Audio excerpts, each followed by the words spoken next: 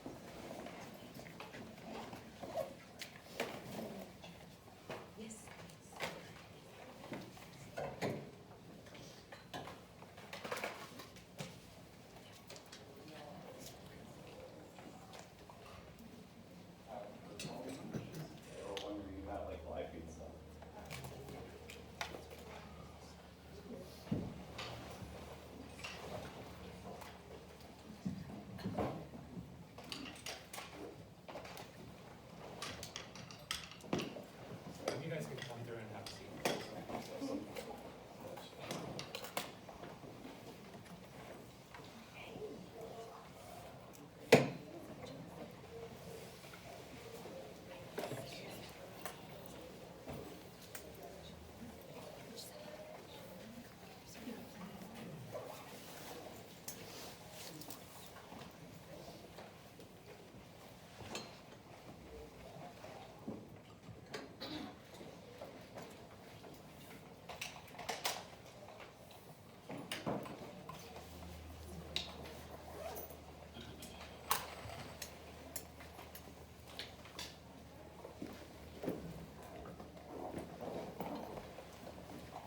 For those who just walked in, let us know when you're ready, when you start rolling.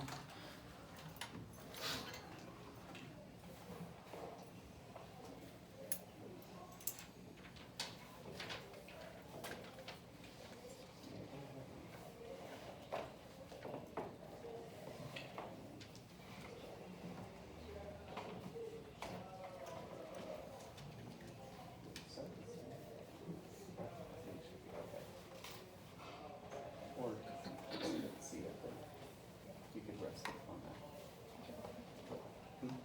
Yeah.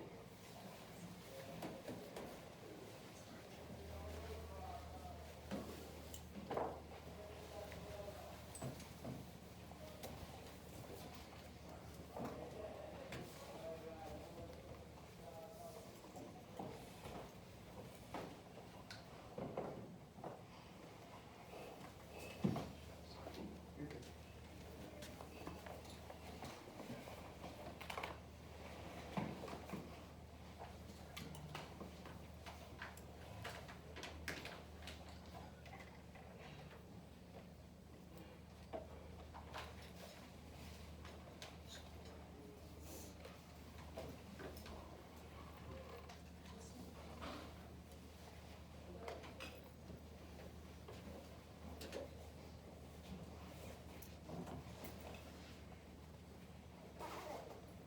All right, is everyone good? Good morning, everyone, and thank you all for coming here today. We are all saddened that this has happened again. Yet another attack on the LGBT plus community, right here in Colorado Springs. We know this path is devastating on every level. My name is Tara Parker, and I'm a survivor of the Orlando nightclub shooting that occurred in June 12, 2016. I was shot three times, sustaining gun wounds to the left side of my abdomen, left hip, and right arm. My 18-year-old cousin, Akira Monet Murray, was murdered, taking her last breath in my lap. Since the tragedy, I had decided everything, including honoring, I dedicated everything. including honoring my cousin's legacy to changing gun laws and fighting for common sense gun reform. We are joined here today by victims from Aurora and Vegas Route 91 as well. I wanted to thank our Vegas wounded and injured survivors for flying in from California, and we will be reading a statement from one of the Boulder families of the deceased who could not be here today. We want you to know that we are here for you. We wanted to thank those amazing people who are collecting donations so that 100% goes directly to victims. We will make our introductions ourselves as we speak, but first I would like to introduce a fellow Orlando nightclub shooting survivor, Christopher Hansen. Hi, my name is Christopher Hansen. I am a survivor of the Orlando nightclub shooting. In the days after, when we were trying to cope and we couldn't function, an older generation of mass shooting families from Aurora, Newtown, Northern Illinois University, Isla Vista, Virginia Tech, Oak Creek Sikh Temple, all flew into Orlando and advocated for us to receive 100% of the donations that were collected. Behind the scenes and across the country, this older generation did everything that they could possible to make this happen for us. We were so grateful. We are now the next mass shooting generation, and we are doing the same thing by paying it forward and advocating for our Club Q community.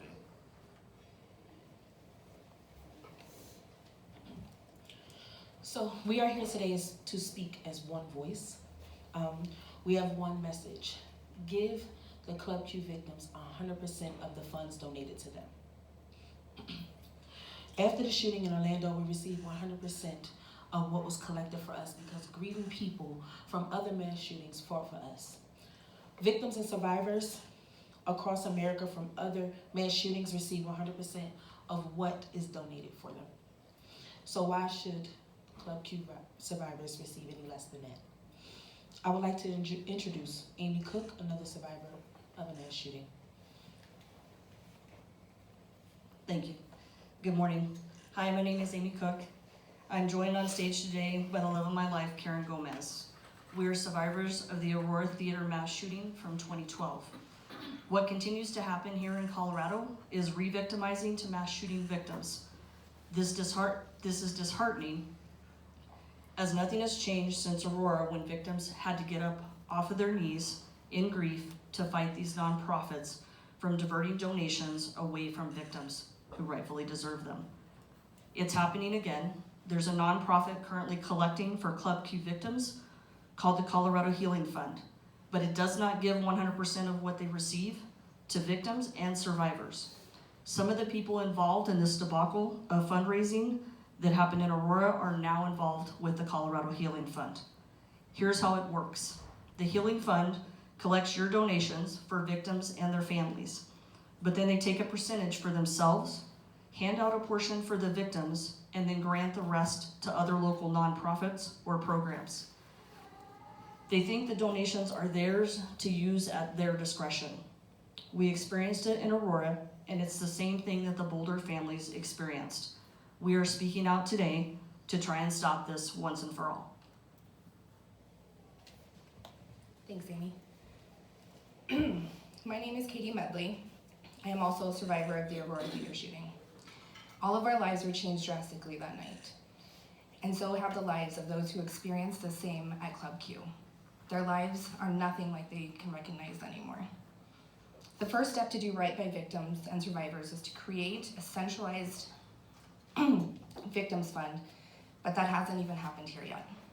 There's no centralized victim fund for Club Q victims like there was for Orlando and for other mass shootings across the United States. The Colorado Healing Fund and its affiliate, Colorado Gives 365, is not the way forward. Thank you, Katie. My name is Maria Buckley. Good morning. Thank you for joining us today. And I was one of the first responders after the Orlando nightclub shooting. We want to make sure that the Club Q victims and their families know that the Colorado Organization for Victim Services, also known as COVA, is a nonprofit. They are different than the Colorado State Victim Compensation Program. victims from this shooting can apply for victims' compensation through the state. We want to make sure that all of you are aware of that. Another point I would like to make today is that some of the families and victims who may be receiving current government benefits, such as food stamps, Medicaid, housing, etc., could face losing those benefits if these funds, the donations, are not planned properly. So we want to make sure you know that as well. The donations can be considered a form of income, and so that may cause them to lose their services, their benefits. Also, no victim of a mass shooting should have to open up their checkbook, should have to share their bank balance with anyone in order to get funds that were already designated for them. These are their funds already. Needs-based assessment models for mass shootings have proven time and time again to be re-victimizing and humiliating for the victims and their families. We want to make sure that you know equitable distribution is possible. There is a way, there are models for equitable distribution among all the victims. They are possible and they are 100% attainable. I'm gonna give you a quick example. We just finished working as a responder. I just finished working the Uvalde mass shooting. We collected $22.3 million for the victims. Can you imagine if 10%, which is what the Colorado Funds wants to take, would be taken away from the victims? Just 10%, but the amount is $22.3 million. So I wanna make sure you know that. Thank you.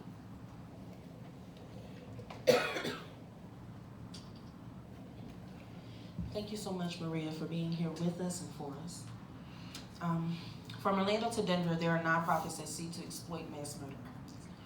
These high-profile crimes provide an instant source of revenue and a new pool of donors to nonprofits who are more than willing to cash in on unfathomable pain and trauma we experience.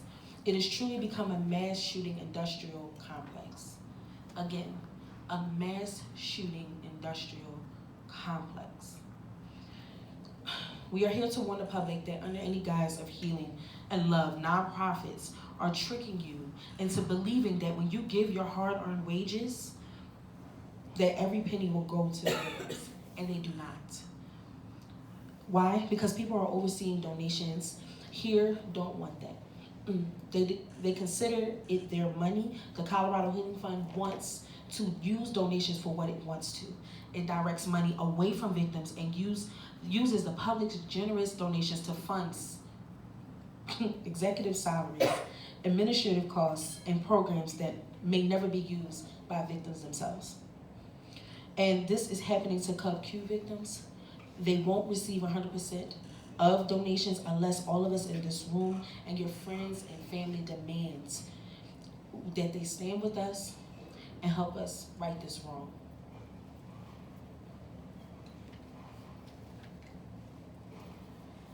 Hi, my name is Shawnee Angela Hervey, and I am here from Orlando in support of friends who survived the nightclub shooting and wanted to be here but could not.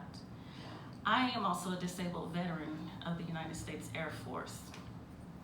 Sure, COVA will give out a sum of money up front, usually about $5,000 a piece, to make the Club Q victims and survivors think the rest of the donations are being collected and coming directly to them. But they will only see a portion that the Colorado Healing Fund decides upon. The victims don't have a choice, the donors are not given a choice. The Colorado Healing Fund will tell you that they are holding back donations from victims for long-term needs. But when you withhold donations from victims, long-term needs become a self-fulfilling prophecy.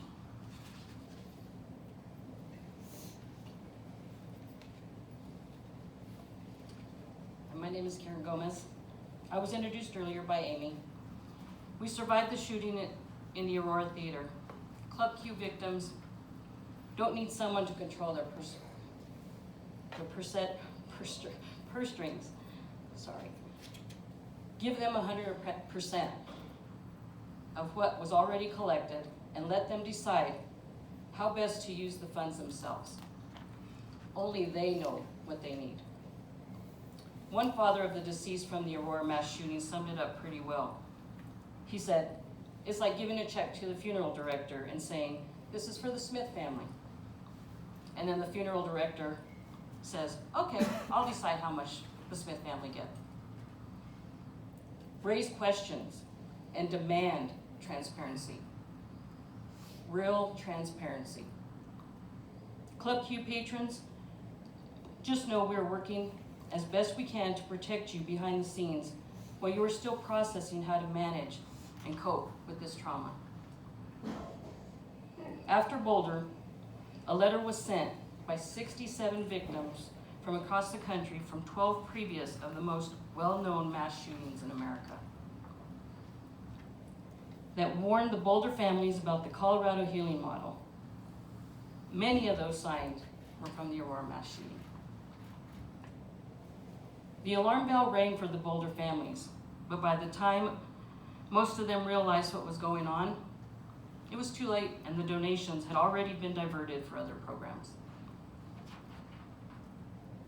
The Colorado Healing Fund took about 5% of the fees from all the Boulder donations, and its executive director told the Denver Gazette that they are now taking 10% from Club Q donations. This is from donations they collect. Not raise, but collect. Of course, that's in addition to the donations they will choose to hold back for long-term needs and gain interest on.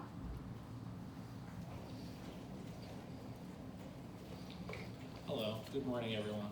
My name is Marcus Grimmy. My sister was murdered in Orlando while signing autographs after a show. Since then, my family and I have made it a priority to stand by and support victims of gun violence by making sure that they get 100% of the donations that are donated for them.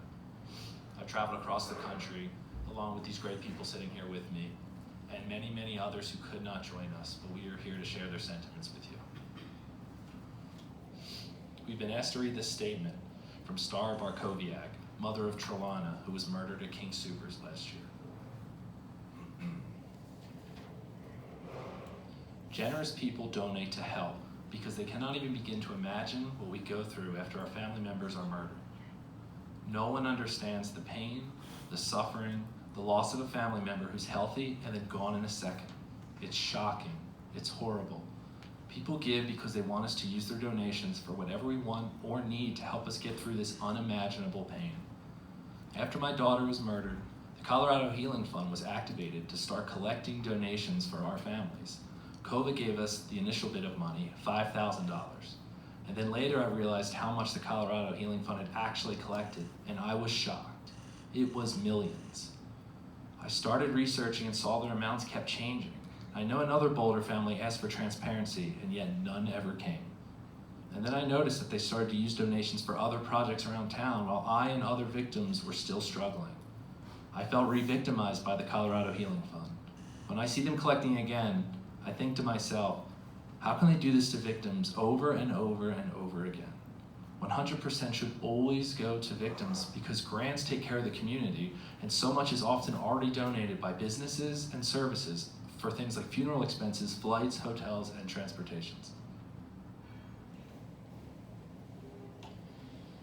And let's talk about those grants. After mass shootings, multi-million-dollar grants from the state and federal government are given out to area nonprofits. Colorado has received multi-million-dollar grants after each mass shooting, yet the Colorado Healing Fund still feels the need to divert donations away from the victims of Club Q, the same as they've done to other families of mass shootings in Colorado.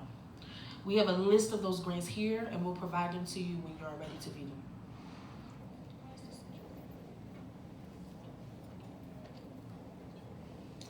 My name is Jessica Watts, and my cousin Jonathan Blunt was murdered in the Aurora Theater. This statement is from me and from Anita Bush, who has been helping victims of mass shootings since her cousin Michaela was also murdered in the theater. They tried to do this to us in Aurora, and families of the deceased stopped it. After that, families in Colorado and across America compared notes and realized that we were all re-victimized by a similar Colorado Healing Fund United Way model of shuffling donations off to nonprofits, then taking fees and victims receiving only a portion of the millions collected. 69 family members of the deceased from Columbine, Aurora, Virginia Tech, NIU, Oak Creek, and Newtown then helped create a new model of charitable giving so this would never happen again and victims would receive 100% directly. That model still exists today and allows for privacy, dignity, and most importantly, it honors donor intent. The Colorado Healing Fund is purposefully tone deaf. They are also heartless to now burden this generation of mass shooting victims to have to fight for the same damn thing we did. We wanted to take a minute to recognize the other mass shooting victims who flew across the country to be here today in support of Club Q victims. I'm Paula Bautista. I'm from Route 91, the Vegas mass shooting, and I was shot over there, and I'm here to support the Club Q. Hi, I'm Melissa Holmes, and I was injured in the Las Vegas mass shooting.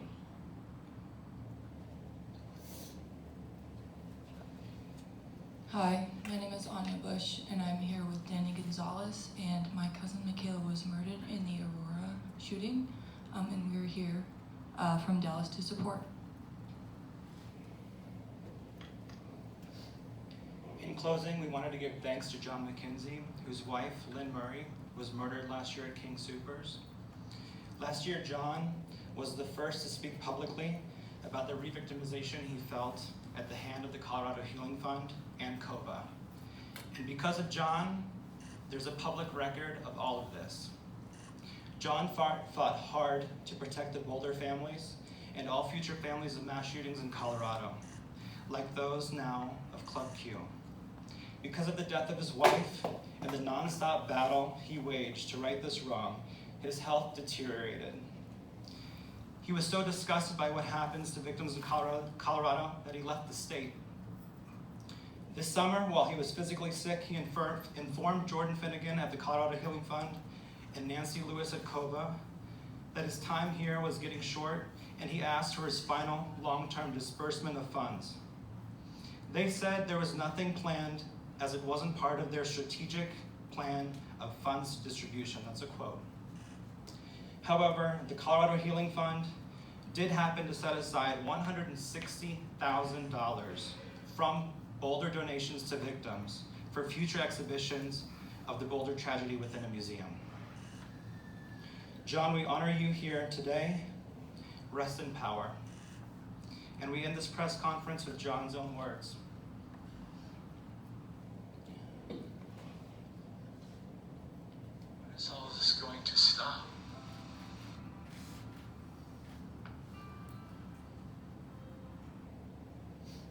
If you have any questions on the spelling of names who spoke today and our Vegas victims, we will provide that to you. We're opening it up for 20 minutes of questions.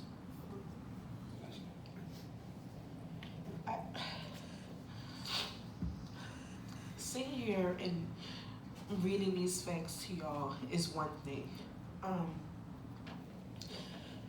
And I want to make something very clear. Every day, it is a fight and struggle for victims of mass shootings. I don't care where they have been, how long it has been, but this is what it really looks like. It comes out in waves. I've never been to therapy. I've never done anything to make sure that, I get the help that I needed. I fought out of that space on my own. And I want to make something clear. Money can't replace a life. It's not going to replace that. You can't buy a life. It's not something you can go to your local supermarket and get, or the local mall and find. You're not going to do that. But the money can help give the restart that all victims need when it's all said and done. It is one of the hardest things to get up and have to keep pushing and not sure if you're going to have a job the next morning because you're too damn scared to go outside. That is no joke. I went through it, I've been through it, and I supported others who've been through it. It is no joke. So taking money from them is nothing but a spit in the face. It has been nothing but a slap in the face. So I'm paying it forward. I don't get paid to sit here and do this. I do this because I care. And there's people out here with integrity. And we're fighting a system. It's no joke. That's all I have to say. We'll open it up for 20 minutes of questioning. People who are seeing this tonight, they want to, help fight for the victims of Club Q and going forward. What can they do? They can speak out, and they can demand 100% goes directly to victims. Everyone has to speak out and loud and not let it go. And they have to keep it going, and they can't stop. And they have to do it while people are still planning funerals, while people are in the hospital. Everyone on the outside, they're the eyes and ears. They're the voices until people have the strength to speak up on their own. And by then it's usually too late. I have a question. Is the money that the Colorado Healing Fund is holding back just the 10%, or is it more than that? No, the 10% is for administration fees. You're not really objecting to the administration fees, are you? Yes, 100%. You're objecting to those too? Yeah, because there are places and there are models where 100% goes directly to the victims. You guys have talked about a new model of charitable giving started by victim families. What is that? Is there some specific fund that you're recommending people donate to instead? We're not recommending any particular fund, but there are funds that people can look to and find on their own, and there's tons of options. It's not just one, there's multiple places where victims can get 100% of donations. Maybe this is a question for one of the Colorado survivors, but what is it like to have to fight this organization as an individual to get funding? I mean, very plainly, it sucks. So when you've got to get up, I mean, Colorado was a good example of that for us with, not going to trial until 3 years later and having those waves hit. Like Tiara said, it's just one of those things that when you've got to get back and you don't have a penny to fight that with, it's speaking out and making sure that you guys know as a community what these funds are doing and how they're re-victimizing those victims. What's the process that you have to go through with the Colorado Healing Fund to request money? So you have to ask for those funds to be able to, you have to prove that you actually qualify for those funds. So that's when we're talking about opening up those checkbooks and actually having to prove that you're a victim, or in our case, like I was a survivor. I was in the theater that day. But having to prove that is very difficult, and it is a hard process. Do you have to be specific? Do you have to say, like, I need it for a back surgery? Do you have to be specific with them and tell them what it is you want the money for? Or, I mean, is it like applying for a grant?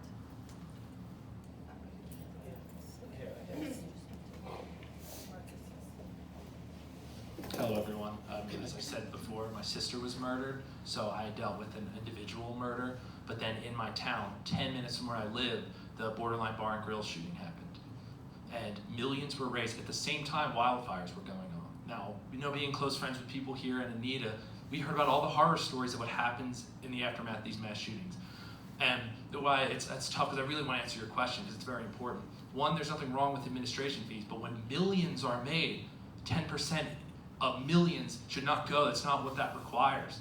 Nonprofits all the time, they deserve to be paid for their work, of course, but not millions. And also on top of that, a centralized fund is what's important. And that's why we're here. That's why Zach led this exposition. We're here to try and figure that out and get it there. When I was in for the Borderline Bar and Grill shooting, we got to work, I work with a nonprofit from my sister's legacy, and we were already helping victims of gun violence in Ventura County. So we knew their victim services. So when this happened, we contacted them, who contacted Ventura County Community Fund. And then when Anita got there, and people from here, everyone was able to get into one building under one roof. There's about 14 of us on a special committee, and we were able to designate those funds for the people that needed it. First it was loss of life, then it was serious emergency medical bills, then it was just minor injuries, and then it was anyone who was there. So we were able to do this, and it was a long process. It was hours and hours over multiple days. And that hasn't begun to happen here, and that's what I mean. People here have that experience to be able to see, hey, this happens way, way too much. But then I was able to witness it work, and as Anita said, who could not join us today, this is one of the best formats that we've seen, because it's always chaos. Like here, we went and spoke to other nonprofits or people who now want to start one. But then the funds are all over the place, then you don't know, then how do you fill out a form? It becomes like a grant process. How do you get it vetted? So that's, what we're here to try and help as well. We don't have all the answers, but we have a format that does work, and that's what we're trying to continue to do while we're here. And the point is that the admin fees and the cost that comes out should not come from the victims' donations. Those donations are meant for the victims. So there are other means to raise funds for that administration cost. It shouldn't come out of the money that's being donated for victims. Right now, when you look at all these adverts that are going around, it says donate to the Colorado Healing Fund for victims. But then that money doesn't go to the victims. A portion does, but the rest goes, I have a list of where, and you can get it on Denver Post, I think, had the whole accounting. $959,000 and then another $261,000 to the Boulder Strong Resource Center.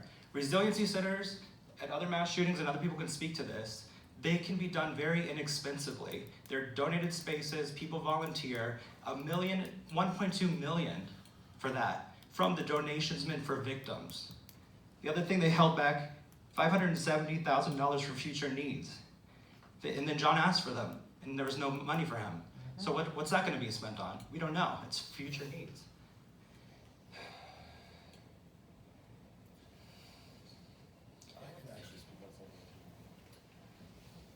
Thank you for allowing me to answer your question. Again, it is a process of type like a grant. That is the process that people would have to go through. People are asked to bring in their checkbooks. They are asked to show their bank balance to make sure that they qualify for these funds. Why? These funds were donated for them. These funds were for the shooting victims and their families. So this other organization that we are talking about, this other process that we're talking about, is a process where we are all volunteers. We work with attorneys who are pro bono volunteers, who work with us on understanding the loss of the state, number one, so that the victims don't get money that later is gonna hurt them by losing their government benefits. Because let's say that they get, $3,000, and because of those $3,000, that just put them over the eligibility limit for benefits, they're gonna lose them, and $3,000 can go very quickly, not even in a hospitalization. They could be in an urgent care visit, it could go. And so that's one of the things that we wanna work on. And here, the fund that they have here does not do that. They decide what they want. They give those funds to other nonprofits. Nonprofits get their money from the federal grants that come into the state. The state prepares for those long-term needs for the victims and their families. The money that is raised immediately after a shooting is for the victims' immediate needs, not for funerals, because we have those donated as well. Okay, the cities, people stand up and donate spaces, like Zach said. At Uvalde, we had their Centerplex that stood up and said, you can use our building. We don't have any events going on, you can use the building. All of us were volunteers. All of us went there, all of us sat with an objective eye, looking at the victims and how this money could be equitably distributed among them based on their loss, not on their need. Okay, so that's just, I hope that helps understand or explain a little bit. I also wanted to mention after the Boulder shooting happened, we watched Jordan Finnegan, who's the executive director at the Colorado Healing Fund. We watched her salary go from $45,000, it doubled basically. So, and that's with funds that are being collected from victims. That shouldn't happen. They also changed their mission statement during the shooting while they were collecting funds. The original mission statement began with, to assist the financial, emotional, and physical needs of victims of mass tragedies. It changed to assist local communities with the financial, emotional, and physical needs of victims. So they put in the word communities so that they could spread the money around to everyone but the victims. Have you spoken to Governor Polis about this? And we haven't, no. Because I recall at the beginning of this, it was said not to donate to all the random things that pop up, but to donate to this one fund. And I just wonder if you've talked to the state about your concerns. We talked to people after the Boulder shooting. We haven't, because of our communication then, we haven't spoken to anyone about since Club Q. I can actually add to that. I spoke with quite a few different people here in the process before we got here today to look at all you guys. One thing I noticed about this entire state is that they want to keep the money for themselves as opposed to wanting to have someone come in and tell them how to do their job as opposed to assisting them to do their job. And that's what we're trying to do, assist you rather than tell you what needs to be done.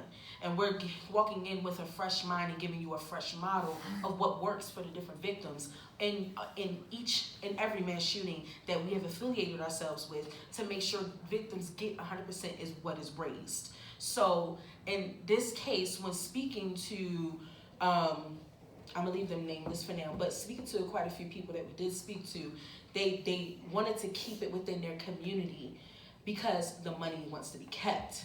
Not because they don't want that, not because they don't want random people here. They don't want random people here because they feel like they're gonna have to share their money, as opposed to willing to be open and educated about what other resources are out here to help victims of mass shootings and crimes. The whole point is just to get 100% to the victims. That's the whole point of why we're here. 100% of all the donations collected for victims should go to victims. And people should be very transparent about the process. And also, the money should not be dispersed around town. That's it. It's very easy to understand. That's all. And we have seen what happens when victims don't get help. We've seen them go from being stable to unstable. And that's what we don't want to see with Club Q. Yeah, every penny matters. Every cent matters. That's why it's so important that 100% goes to victims, because every penny matters. Did you have a question? It's not so much a question. As a victim myself, because my wife's father was there at Boulder King Supers, he sees a lot of the victims still fighting right now. Like you were just saying, you know, it's a constant battle for them to get what they're supposed to be getting. And as a family member of a victim that was there and watched his own colleagues get killed in his front of his eyes as a military vet, you know, I appreciate every one of you victims, survivors coming out here to help the state of Colorado. Because without you, the voices of each and every one of you guys, this would not get taken care of. As a member of the community from Florida, watched a lot of my friends die there, watched 3 friends here die. I appreciate each and every one of you coming out here for standing up for the rights that need to be taken care of. Thank you. Thank you. Y'all are very welcome. And thank you guys. You mentioned earlier, you said there was a mass shooting industrial complex. Would you expand on that and seeing a lot of the similar patterns across multiple mass shootings that we've seen?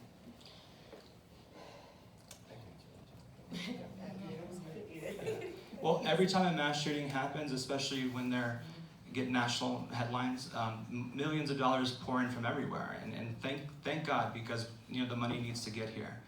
The problem is when the money comes, so do people who want the money, and it gets into the wrong hands, and that's the whole point of why we're here, is that it goes into the victim's hands. Yeah. It's a different level of greed, and that's why it makes it an industrial complex, because of that. It's a different level of greed. And, you know, people see these numbers and they're, you know, automatically, I hate to say it like this, but as a survivor, we are looked at as cash cows. We are their meal tickets instead of people who have suffered something so serious. And instead of them having that type of compassion, they're like, listen, I understand, my thoughts and prayers are with you, but let me figure out how I can make some money off of you. And that's exactly what it is. And I want people to remember that, you know, until you become your own voice, this is what's going to keep happening to you. You will be continue to be re-victimized, and this will still continue to happen. You will go in a complete circle trying to figure out how to navigate through this instead of just you got to stay focused. And remember, you are in charge of gaining your own power back, and that's what this is about. And the other thing too is nonprofits have very little oversight, and they need to be held accountable, and they need to be transparent, especially when collecting these funds for victims. And there's the money that comes in is just astounding, and the public has to be the voice and the eyes to really oversee these nonprofits, because there's just not enough people in the government to really oversee them. And the transparency, I mean, you can look who started the Colorado Healing Fund. You can look it up yourself and look at where their tax records are. You know, we haven't been able to find them, so. I am a former executive director of a nonprofit. I resigned from my position in May. It's not related to Colorado or Club Q, but I can attest firsthand to the industrial complex that happens as an executive director. We're supposed to do what our board members say. I would suggest people look up who board members are, and who they're affiliated with, which corporations they're affiliated with. It's when something happens, especially a tragedy, people see dollar signs, as Tara and my other colleagues have said. They will try to fit that tragedy into their mission so they can get the funding. So again, that speaks to the industrial complex that happens. And what we're saying is 100% of the proceeds should go to victims, not corporations, not businesses, not organizations that would normally not even have anything to do with these victims. Just to touch, everything they said is spot on. The other side of the coin too is a lot of these community foundations are ones that want to start. There is an innocence that begins where they just want to help, but because of these mass shootings and the attention it gets, I mean, look even what's in here right now. They want to be able to help. They want to start their own nonprofit and help without realizing everything and how hard it is, and then people that come to them and want to manipulate them. So what could start as a good intention, they could even get lost in it as well. And that's why the centralized fund is so important, because that's where it's like the checks and balances can help. Okay, this goes 100% to the victims. So that's another thing that does happen very often. But the centralized fund doesn't exist yet, is what you're saying? Because we're about to enter the giving window when people start to be really generous. And if not the Colorado Healing Fund, then what do you propose? There's many things that can happen. The governor can start a centralized fund himself and can have the Colorado Healing Fund, what they've collected, put 100% of what they collected, give back that 10% and put it in a centralized fund where 100% will go to victims. It cannot go through COVA. It has to go through independent executor, administrator, and there needs to be an independent audit afterwards. And Maria can speak more to this. There are several funds that exist. We don't necessarily want to come here and endorse a specific one. That's something that the state of Colorado has kind of not want us to do, because they want to control the money. And it's okay, because we are okay with not naming a specific fund, because we are here for the victims and to make sure that they get it. So please do your research. What other funds exist that are centralized and that are third party, volunteer based, that can come in and do this work? There has been many shootings. I have worked 23, so I cannot, tell you a specific fund, but there is many. So please just do the research. We don't want to name a name because we want to be respectful to what the state of Colorado has asked us. We are here for the victims. The process has to be clear. You have to show every penny that comes in, and you have to show how it was distributed.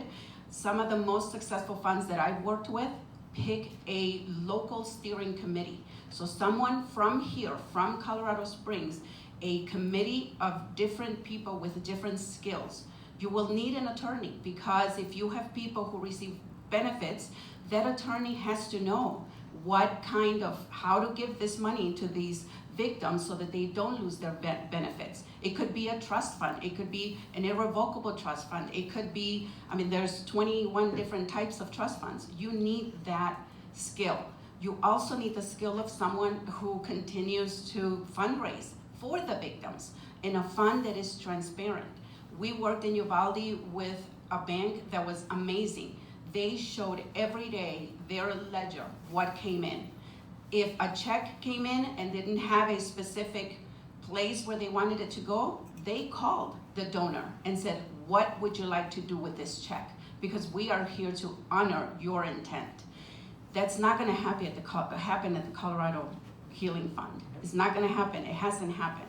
So just be vigilant. You are media, you are here to bring the truth to the victims and hold people in office and in programs and in organizations accountable. That's what you're here for. So do your due process, do your research. There are many different funds. Look at who managed the Uvalde Fund.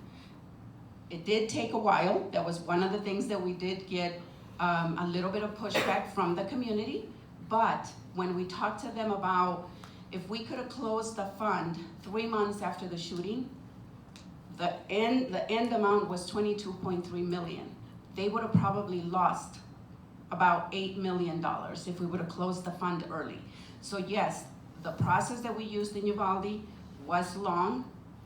There was many differences than it is here. There was a lot of children. A lot of children are on public benefits, so it was a little different.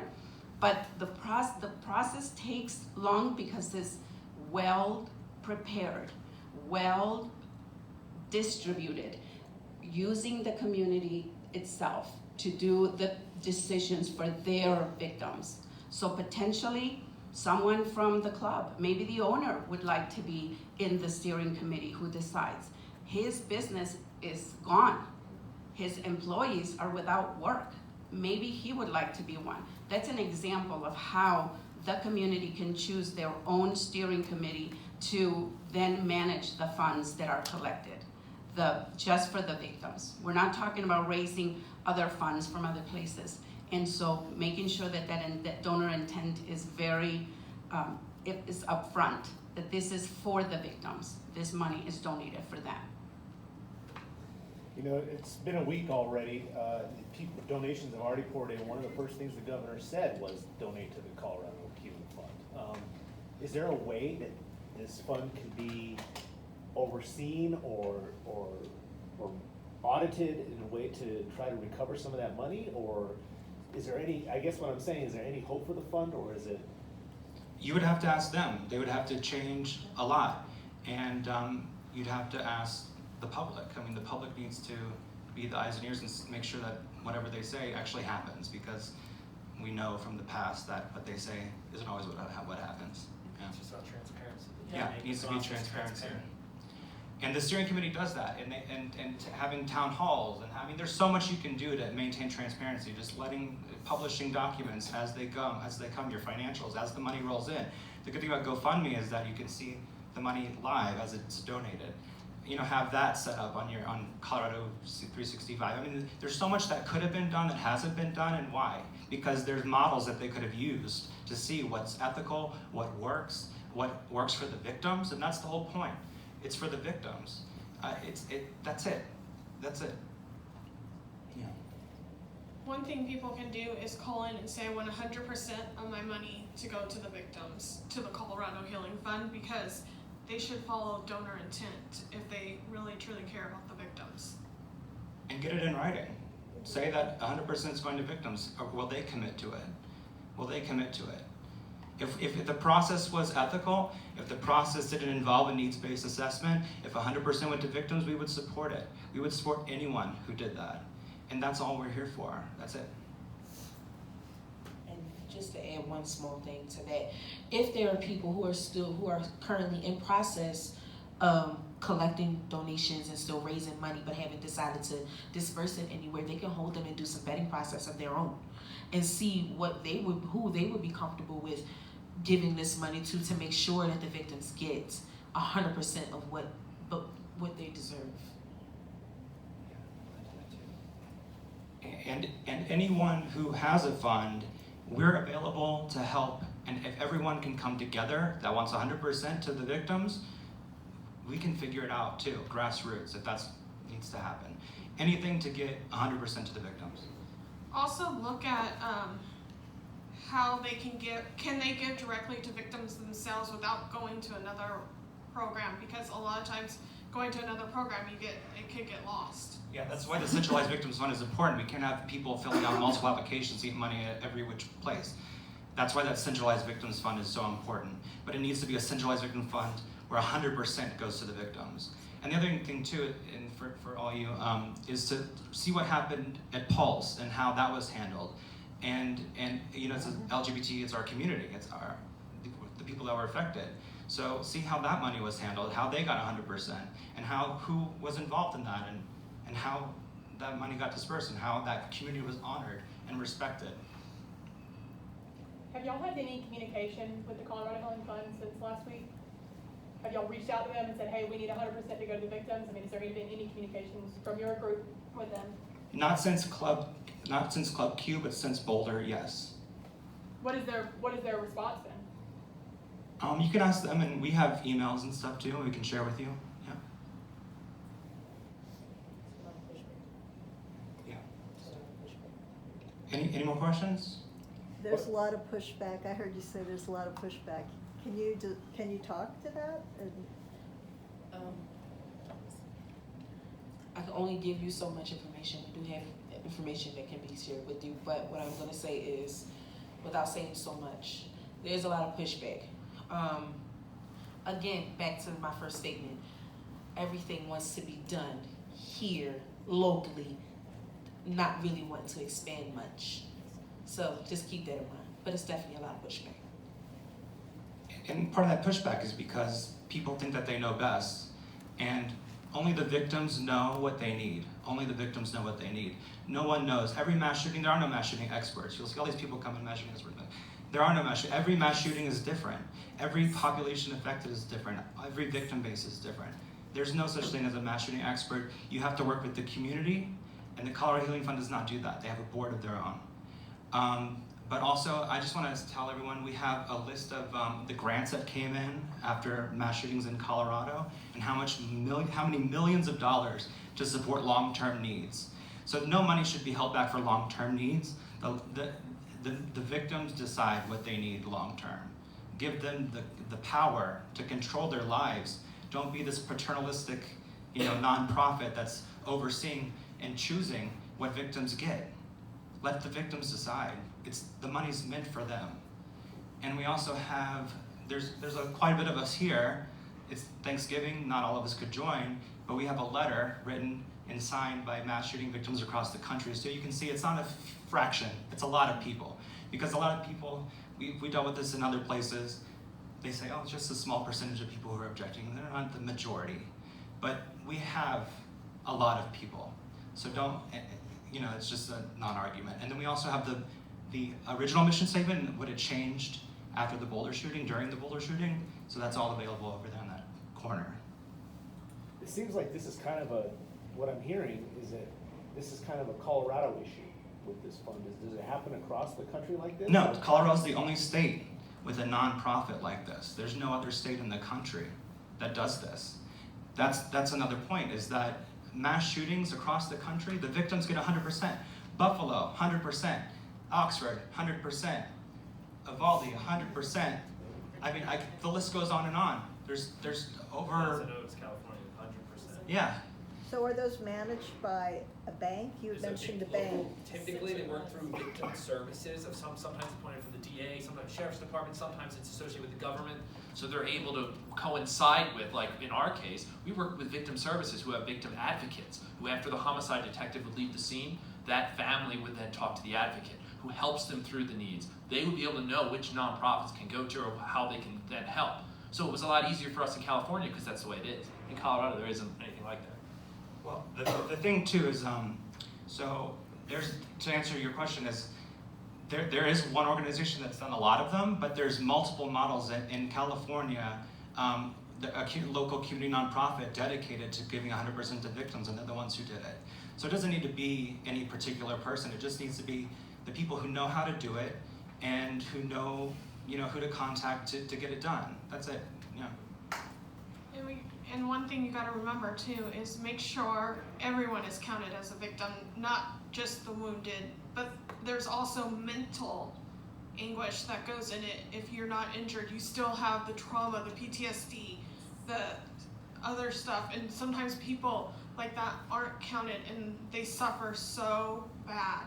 Yeah, we usually have the victim base is what we consider is usually the families of the deceased, those who were wounded, shot, wounded, people who were injured, trying to flee the premises or any other, and survivors, those who are present in the line of fire and who have psychological trauma. So those are the people talk about the concentric rings. So that's the complete victim base usually is how it's counted. No one should be left out, because when people are left out, they feel re-victimized and they're not counted as in their experience is invalidated.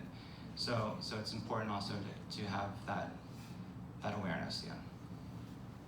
In Vegas, it was such a big crowd, they couldn't count everyone, and I've been told by multiple people who weren't counted that they feel re-victimized. They don't feel like a victim, they feel forgotten. Any other questions? All right, thank you. Any advice for victims that you haven't already been in contact with? I'll let the victim speak, yeah. What I think we really want from them is, go find victims advocates, get some help, find places where they are donating. If you know where they're going, say, hey, I need help. I need that assistance. Whether you were just there at the door, whether your friend was injured. Trauma happens with everybody. And we've got to make sure, and especially here in Colorado, we've had so many mass shootings here, and I don't understand why we're just dismissed. Everybody should be here and say, hey, we got to stand up. We've got to fight for these people. Mental health, you hear it all the time, but nobody does anything about it.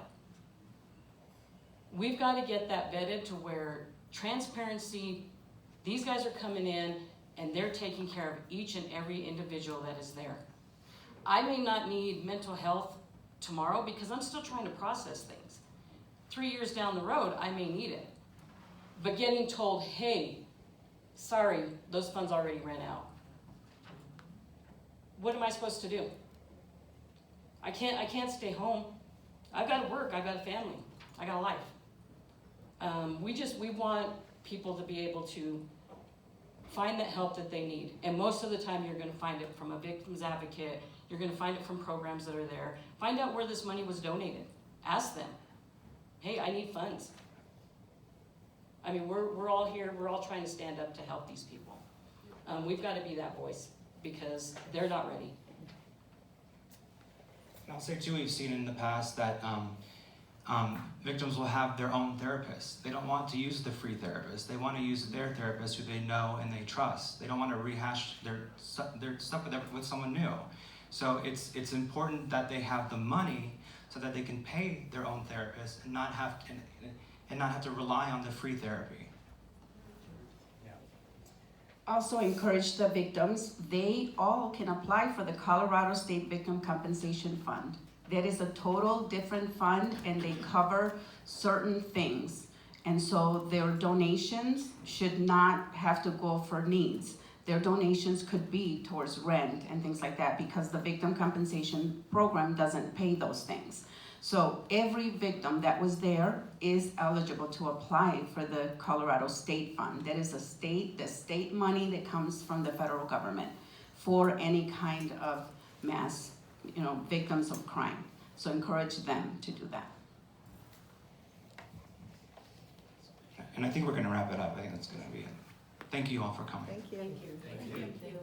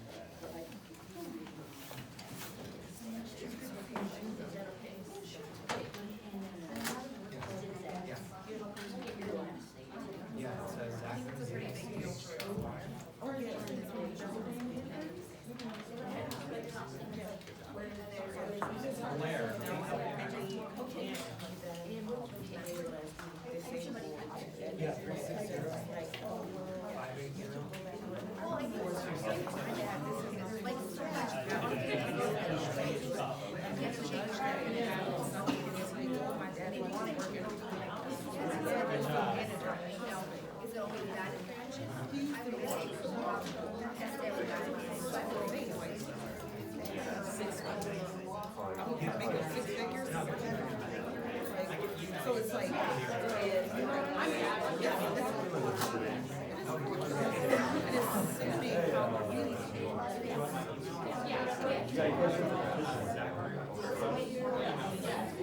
absolutely. And it's like, why?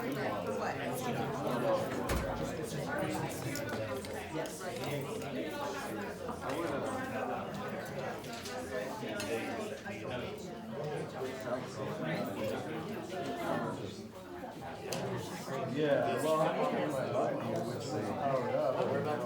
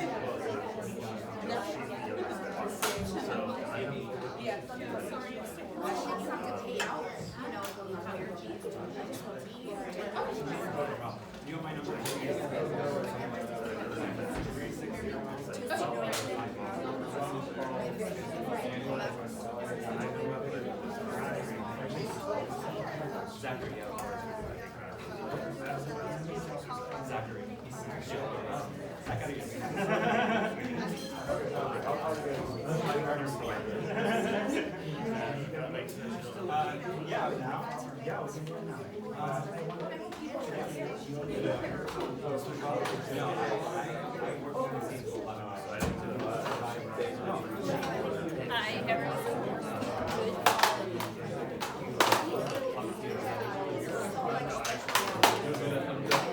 Yeah, so, really?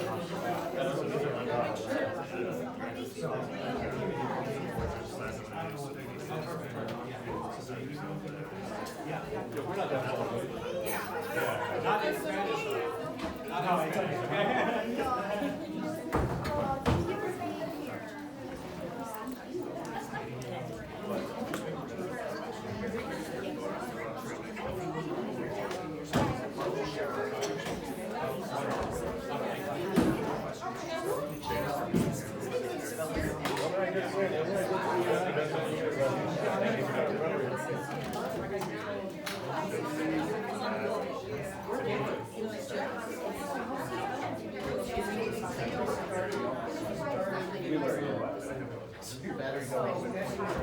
Yeah, to make a quick swap.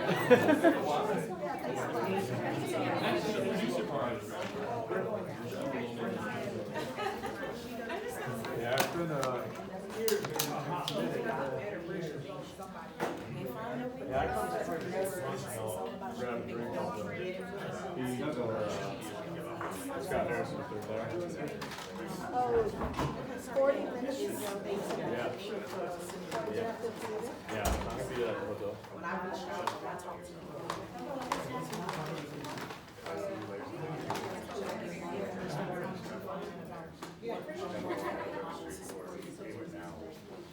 And then, That's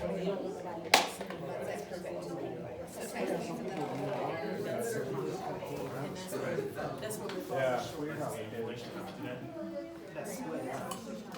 Yeah, I mean, I put them in like, I think I decided in May of '07 I wanted to.